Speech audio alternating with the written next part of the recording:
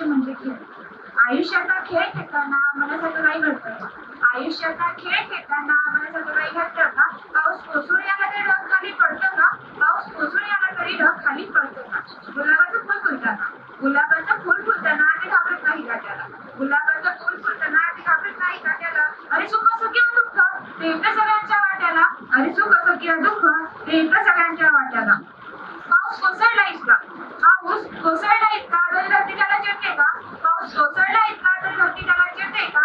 आयुष्याचा खेळ खेळताना मनासारखं काही घडतं का?